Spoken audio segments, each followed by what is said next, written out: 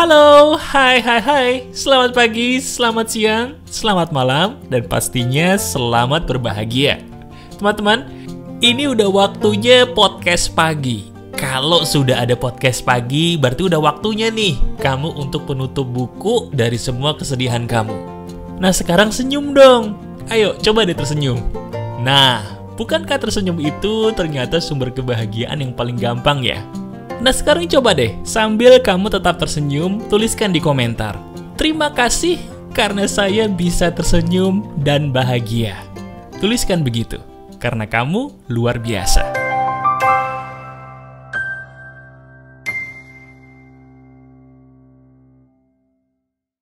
Halo teman-teman, ada saya kembali Aryan Surya, sahabat baik kamu selalu dari Pagar Kehidupan di Podcast Pagi. Jadi gini teman-teman, langsung aja. Pernah gak sih kita mengalami sebuah keadaan di mana kita nih udah terlalu sering minta, udah terlalu sering berdoa kepada Yang Maha Kuasa, udah mentok lah ibarat kata memohon petunjuk kepada Yang Maha Kuasa, tapi entah kenapa ya, apa yang kita pinta, apa yang kita inginkan, belum kunjung kelihatan titik cerahnya. Pernah gak kamu mengalami seperti itu? Kalau memang pernah, nah itu dia. Saya akan membahas sebuah hal yang terinspirasi dari kisah nyata. Benar, ada seorang sahabat saya yang dia mencurhatkan masalah hidupnya yang bisa jadi nih, sama persis dengan permasalahan hidup yang pernah atau sedang kamu alami. Ini menarik. Nah, sekarang langsung aja. Begini, coba lihat diri kamu deh. Iya, coba sekarang kita lihat diri kita sendiri yuk. Di dalam diri kita sendiri ini, ada loh sebuah petunjuk yang selama ini hilang, bukan karena tidak ada, tapi karena kita membutakan diri sendiri. Sekarang coba katakan dari hati kepada saya. Seberapa putus asa kamu sudah berdoa meminta pertolongan kepada Yang Maha Kuasa atas masalah hidup yang sedang kamu alami? Kalau dikasih nilai 1 sampai 10, 10 itu paling putus asa, 1 itu paling tidak putus asa, jujur deh. Angka putus asamu ada di angka berapa saat ini? Wow, sepertinya cukup besar ya. Nah sekarang, coba tenangkan diri kamu sejenak. Iya, tenangin diri kamu dulu, kemudian kamu dengerin ucapan saya. Menurut kamu ini benar atau tidak? Begini, teman-teman, kalau yang namanya kita memohon petunjuk kepada Yang Maha Kuasa, itu sebenarnya tidak mungkin petunjuk itu tidak keluar. Saya ulangi, ketika kita berdoa kepada Yang Maha Kuasa, apalagi dengan setulus jiwa, tidak mungkin Yang Maha Kuasa itu mengabaikan kita. Tidak mungkin. Nah, kalau begitu mas, kenapa saya udah capek-capek berdoa, tapi kok nggak ada jalan keluar? Jawabannya karena kita tidak memahami bahwa dalam hidup ini ada sebuah filosofi yang tidak pernah diajarkan orang lain, padahal ini penting. Filosofi itu adalah jendela rumah. Saya ulangi, jendela rumah. Teman-teman, kalau kita bicara soal jendela rumah, sadar atau tidak, jendela rumah itu fungsinya adalah apa? Benar, di mana kita memasang jendela, tujuan kita supaya cahaya di luar bisa masuk ke dalam. Betul? Sama seperti ketika kita berdoa. Jendela itu tidak akan mungkin bisa memasukkan cahaya ke dalam ruangan kan, kalau jendela itu kotor. Betul nggak? Sama seperti kita. Kita berdoa nih kepada Yang Maha Kuasa, bagus, keren. Tapi pertanyaannya, debunya udah dibersihin belum?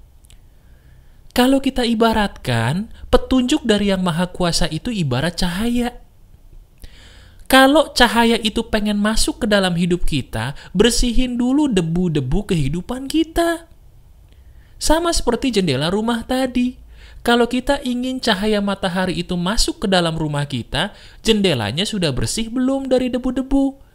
Karena percuma kita masang jendela bagus-bagus, percuma kita berdoa bagus-bagus, kalau debunya itu tidak dilap dulu, kotorannya tidak dibersihkan dulu, sama juga bohong.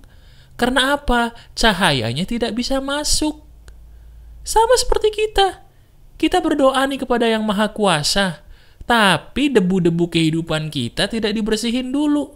Ya petunjuknya nggak nyampe ke kita. Jalan keluarnya tidak sampai kepada kita. Sadar nggak? Nah, sebentar. Saya tahu pertanyaan kamu. Mas, emang debu-debu kehidupan kita tuh apa sih, Mas? Kok saya baru dengar? Nah, ini menarik nih. Tolong disimak.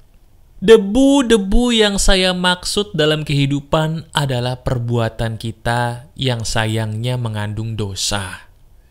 Teman-teman, kalau kita punya keinginan dan permohonan, meminta itu penting, berdoa itu wajib.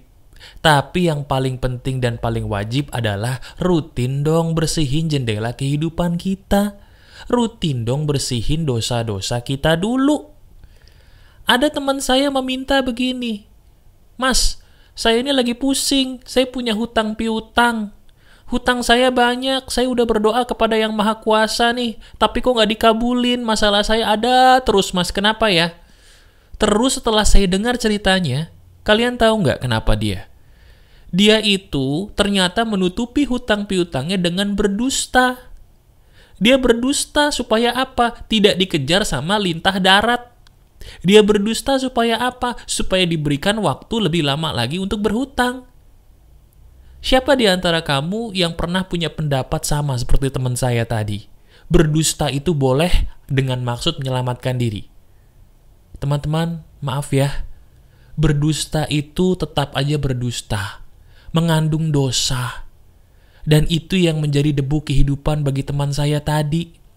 Pantas saja doanya tidak terkabul. Pantas saja jalan keluar kehidupannya tidak kelihatan. Karena dia menutupi hidupnya dengan kedustaan-kedustaan yang dia pakai untuk menyelamatkan diri. Padahal, kedustaan itu tidak akan pernah menyelamatkan kita loh. Sadar nggak sih, kebohongan itu sebenarnya buat kita sendiri capek, sadar nggak? Dan sadar nggak sih, hal yang paling melelahkan adalah menutupi kedustaan satu dengan kedustaan baru. Capek nggak sih? Capek. Nah akhirnya, teman saya tadi saya kasih nasihat begini. Bro, jelas aja permohonan lu tidak terkabul. Jelas aja yang namanya jalan keluar dari Yang Maha Kuasa nggak kelihatan. Kenapa? Karena diri kamu masih berdusta.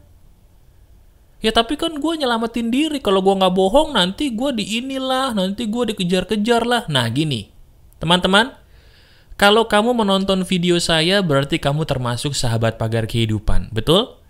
Sekarang saya ingin mengajarkan kamu sebuah teknik sederhana. Supaya sebuntu apapun masalah hidup kamu, kalau mempraktekkan ini seizin Tuhan, insya Allah masalah kamu beres. Tapi dengan syarat, kamu mau mematuhi apa yang saya ajarkan ini. Siap nggak? Siap ya? Jurus yang saya akan ajarkan kepada kamu adalah jujur aja apa adanya, mau digampar, biarkanlah digampar. Saya ulangi, jujur apa adanya, kalau memang harus digampar, biarkanlah digampar, yang penting jujur. Waduh mas, sebentar. Kalau saya disuruh jujur, kayaknya saya susah deh mas. Kenapa? Karena saya takut kehilangan dia mas kalau saya jujur. Mas, tapi kalau saya jujur nih, saya takut nanti lintah darat pada ngejar-ngejar saya, nagihin utang. Mas, kalau saya jujur nanti saya bisa dipecat mas, saya takut. Nah, ini dia. Ini dia permasalahan kita. Kita itu sering ditipu sama setan ke dalam hati kita untuk melegalkan yang namanya kebohongan. Padahal bagaimanapun kebohongan itu tetap ada dosanya. Dan dosa itu mencegah kita dapat petunjuk ilahi. Sadar nggak? Nah sekarang gini deh. Pilihannya ada di tangan kamu sebagai sahabat saya. Diri kamu nih sahabat saya yang luar biasa loh. Sadar nggak sih? Diri kamu mau menonton video saya sampai menit ini berkali-kali bahkan menonton video saya. Kamu luar biasa. Sekarang ayo. Lengkapi keluarbiasaan diri kamu dengan berani menyudahi masalah hidup kamu dengan mempraktekkan jurus ini. Apapun yang jadi kedustaan kamu sudahi. Apapun yang jadi kebohongan kamu tutup. Udah. Hal yang harus kamu tutupi cuma satu, aib. Aib tidak boleh dibongkar. Selain aib, kamu harus jujur. Apalagi ada kaitannya dengan hal-hal yang menyangkut orang lain. Harus jujur. Contoh, saya kasih tahu. Misalnya kayak teman saya tadi, kamu punya hutang. Pengen gak utangnya lunas? Pengen, gak usah bohong satu orang pun. Kalau istri nanya, jawab jujur, "Mah, atau sayang, aku punya hutang. Hutangnya segini, jumlahnya segini." Mau setelah itu istri marah, lempar piring, nangis, jambakin kamu, bahkan mohon maaf ngancem berpisah, terima. Loh mas, tapi kan sakit mas. Setelah rasa sakit itu, kamu akan merasa tenang kok. Setelah tenang itu, jalan keluar yang tidak pernah kamu pikirkan akan kelihatan. Coba deh buktiin ucapan saya. Sama seperti kamu sekarang. Masalah apapun yang sedang kamu alami, itu menjadi berat bukan karena yang Maha Kuasa itu jahat, tapi karena kita sendiri yang menyebabkan masalah itu jadi tambah berat. Sekarang minta ampun dulu sama yang Maha Kuasa. Bagi yang muslim istighfar. Kalau perlu sholat tobat, minta ampun. Habis itu jangan berdusta sedikit pun kepada siapapun, jujur apa adanya. Kalau contohnya gini, "Mas, saya ini punya masalah berat banget, kenapa? Saya ini maaf mas, kemarin khilaf, sekarang saya udah tobat. Dulu saya gaya pacarannya saya kebablasan. Saya malu mas kalau harus ngomong sama orang tua saya. Saya bahkan takut kalau harus ngomong sama orang tua calon istri saya. Kalau saya melakukan hal tidak baik. Terus, ya sekarang saya terpaksa berdusta terus mas, tapi saya capek." Nah sekarang bilang ke mereka. "Tapi saya takut digampar." Ingat, jujur digampar, biarkanlah digampar, abis itu kamu pasti tenang. Dicoba deh. Jangan lari dari masalah. Jangan menutupi masalah kita dengan dusta. Gak perlu kita takut dengan segala sesuatu. Selama kita jujur, kita pasti akan selamat. Itu betul kok. Coba aja.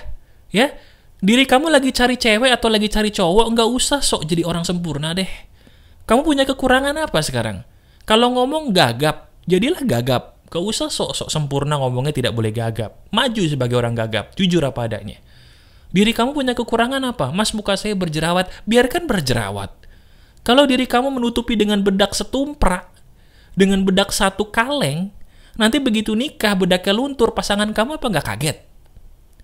Iya kan? Dia akan kaget, ternyata selama ini saya ditutupi dengan kedustaan bedak. Mau sampai kapan? Jujur. Gak usah takut kehilangan orang, gak usah takut digamparin orang, percaya sama saya. Di mana kamu berani jujur, di situ kamu akan tenang. Walaupun awalnya digampar, walaupun awalnya ditinggalin, walaupun awalnya dicaci maki, percaya Tuhan itu selalu beserta orang-orang yang berani jujur di jalan kebaikan. Sekarang lihat niat kamu. Lihat niat kamu. Niatnya baik gak sekarang? Loh saya nanya nih. Niat kamu baik gak sih? Baik ya? Sekarang apa nggak sayang niat yang baik ini ditutupi dengan kedustaan atau dosa-dosa yang sebenarnya nggak perlu? Pengen nggak diri kamu dibantu sama Yang Maha Kuasa? Pengen? Kalau benar-benar pengen, jendela kehidupannya dibersihin dulu dari debu. Minta ampun sama Yang Maha Kuasa, terus stop berdusta dan stop melakukan dosa-dosa yang nggak penting. Minta ampun, stop berdusta, jujur apa adanya, maju. Ingat, biarkan dirimu digampar, tapi percaya abis itu kamu tenang dan jalan keluar akan kelihatan. Itu loh, itu yang membedakan seseorang yang benar-benar baik atau pura-pura baik. Orang yang benar-benar baik tidak akan lari dari masalah, tapi dia akan jujur apa adanya menghadapi masalah itu, walaupun dia harus difitnah, walaupun dia harus caci maki, walaupun dia mohon maaf harus digampar. Tapi lihat, orang yang benar-benar baik, akhirnya dia akan menjadi pemenang.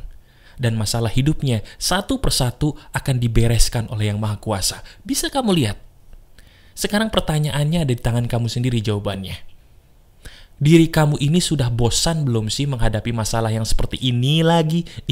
Udah bosan belum? Kalau sudah bosan, pakai cara hidup saya tadi. Jadi orang jujur, maju, biarkan dirimu menghadapi apa yang harus dihadapi. Dan ingat janji saya, setelah itu kamu pasti akan tenang, dan setelah itu jalan hidup kamu akan kelihatan titik cerahnya. Titik cerah itu tidak akan bisa terlihat teman-teman, kalau kita masih penuh dengan dosa yang kita sadari. minta ampun kepada Yang Maha Kuasa, dan jadi orang yang jujur sejujur-jujurnya di dalam menghadapi masalah apapun yang hadir dalam hidup kita. Jalan keluar tidak akan dimiliki oleh orang yang kabur dari masalah, tapi jalan keluar akan dimiliki oleh orang yang berani menghadapi masalah dengan kejujuran. Masih ada saya, Aryan Surya, sahabat baik kamu selalu dari Pagar Kehidupan. Tetap keep the spirit, keep sharing, and keep loving. Bye-bye.